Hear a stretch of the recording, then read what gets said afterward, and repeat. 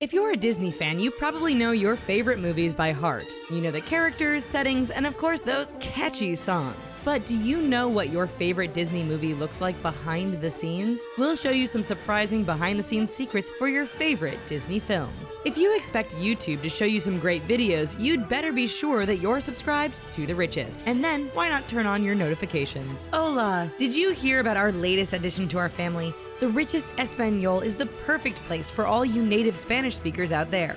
Don't speak Spanish? No problem. Come on over. This is the perfect place to practice. Amazing facts, interesting people, and funny pictures. Beauty and the Beast.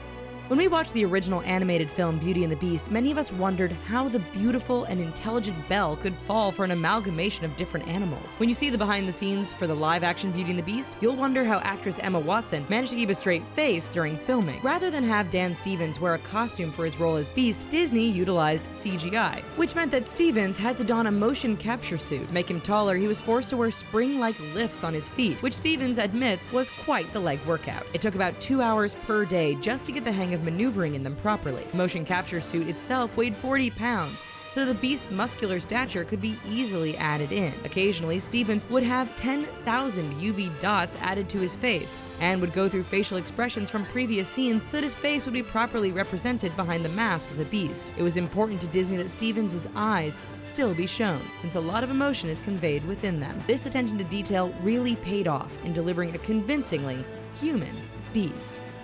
The Jungle Book. When this remake of The Jungle Book was announced, we wondered how Disney could bring all of our favorite animal characters to life without making it look hokey, or foregoing all of the singing creatures. It wasn't easy, but the stunning visuals in the film made it one of the highest-grossing films of 2016, taking in $955.5 million. Not only the animals, but the jungle itself was created in a Los Angeles warehouse. Neil Sethi, the actor who played Mowgli, only had a handful of jungle plants to crawl around on in real life, as the rest were added after filming had wrapped up. To let Sethi know where to look during filming, strange blue-screen ninjas held up puppets and props, which look pretty darn creepy behind the scenes. It looks more like a little kid nightmare than a lush jungle teeming with singing wildlife. If you held your breath while Mowgli leapt off great cliffs, you'll be relieved to see that he was really making a 2-foot jump surrounded by cushions and padding. Even the terrifying buffalo stampede was more filthy than terrifying for Sethi. Behind the scenes, Sethi had only puppets, blue ninjas, and googly eyes to play with, while everything else was added with computers. Alice in Wonderland. When putting together the animated version of Alice in Wonderland, animators used then 10-year-old Catherine Beaumont as their model for Alice. They had her dress up in Alice's costume and perform many of the actions that Alice did, so animators could observe how the girl looked and how her clothing reacted to certain movements. Many years later, Disney had an even bigger challenge when it came to making a Wonderland for Alice to journey through in the remake. Ken Ralston was in charge of the visual effects for the film and said that it was essential that audiences believed the interactions between Alice, the fantasy characters, and Wonderland itself all seemed genuine. Let's just say that out of the 22 months it took to put the movie together, 7 weeks of that was dedicated to the human-to-human performances. Voice actors wore green suits and appeared on screen where their characters' voices would come from. They had rubberized scale versions of characters such as the March Hare in Cheshire Cat to let the human actors know where to look during different scenes. Pirates of the Caribbean.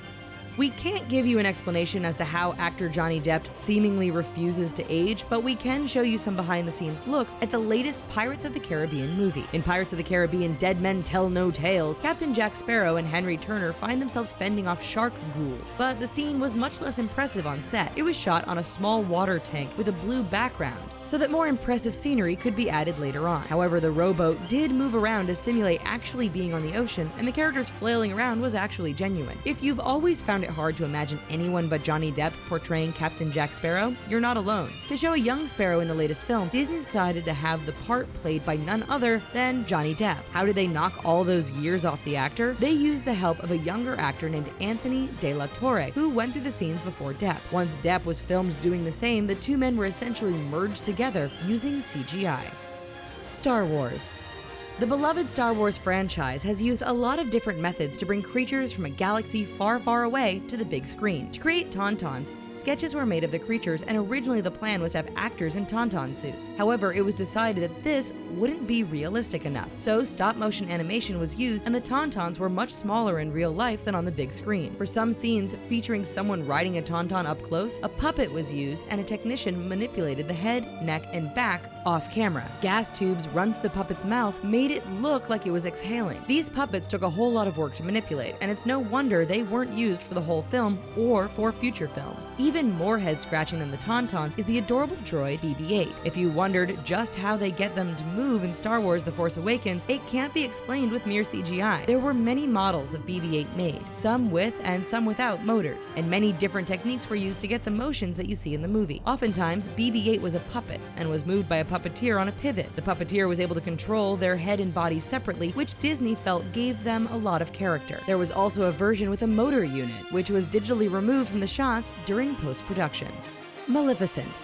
How does Angelina Jolie manage to still look stunning while playing the evil Maleficent? Those glass-cutting cheekbones are actually prosthetics, and so is her nose and sharp molars. There are several versions of horns used in the movie, each of varying size and heaviness, and they're attached to a skull cap by magnets. Angelina Jolie managed to shoot all of her scenes in 85 days, but it took a year and a half to add the other special effects and get the film totally put together. To create the fantastical environments in the movie, green screen technology was utilized and fantasy backgrounds added later on. Live action areas were combined with CGI environments to create a more realistic effect. CGI was also used to add various fairies and other fantasy creatures seen in the movie. Showing them sitting on real tree branches makes them look a lot less cartoonish than showing them on branches that were also CGI. Creating realistic humanoid characters is even more challenging, and 3D scans were taken of actors that recorded their facial expressions as well as how the blood flowed to different areas of their faces. It seems subtle, but it's something that we notice even when it isn't there.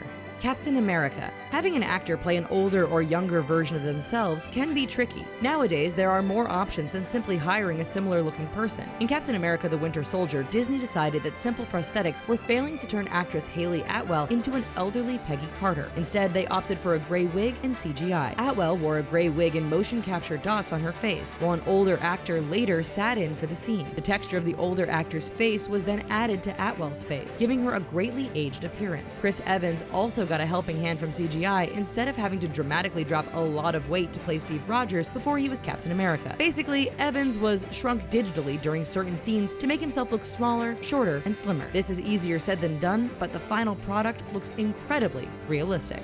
Guardians of the Galaxy.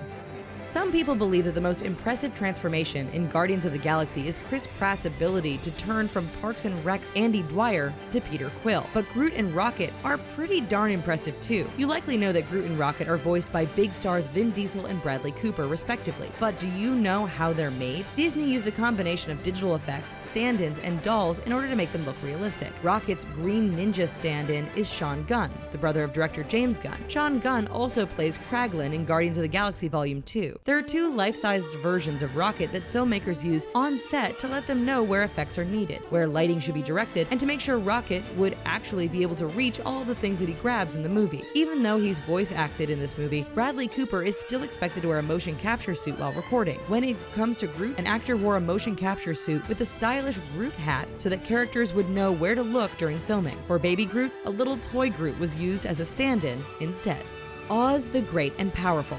Saying that Oz the Great and Powerful utilized some digital special effects is a bit of an understatement. Out of the 1,800 shots in the film, 1,500 of them contained VFX. When Oscar Diggs plummets out of the sky in his hot air balloon only to crash in a raging river, it's really just a blanket falling a few feet onto a heavily cushioned set. Of course, there's also a huge fan on set to make actor James Franco appear as if he's being rushed along a winding river. The scenery in the Land of Oz is fake, but at least the roads the actors walk on are often real. The magical hoard of treasure in the Emerald City is nothing more than a small pile of prop gold that was made to look much more impressive after filming. A very small part of Chinatown was real and constructed on a soundstage, but the rest was filled in with visual effects. The China Girl was filmed using a marionette and the skill of a puppeteer, but then CGI was added after the fact. Because the marionette doesn't have really human features and movements, this was especially challenging for filmmakers. The Avengers. Even though there are a lot of superheroes involved in the Avengers, it simply wouldn't do to have flames shooting at the actors. Instead, some of the most tense moments were filmed on a green screen where flames could be safely added in afterwards. When it comes to the Incredible Hulk, Mark Ruffalo was forced to wear a very awkward-looking motion capture suit and was later transformed into the Hulk using the magic of CGI. Seeing Captain America leaping into action is impressive on the big screen, but behind the scenes, the fake road looks somehow even more dismal and depressing. Watching Black Widow fly through the city streets looks much less awkward in the finished version than it does when you see what it really looks like during filming. Even Thor fighting with Hulk looks super awkward behind the scenes, regardless of how great it looks up on the big screen. Do you think that special effects enhanced or hindered the success of these Disney movies? Let us know your thoughts in the comment section below. And before you go, don't forget to check out all the new and exciting content over at TheRichest Espanol. Adios!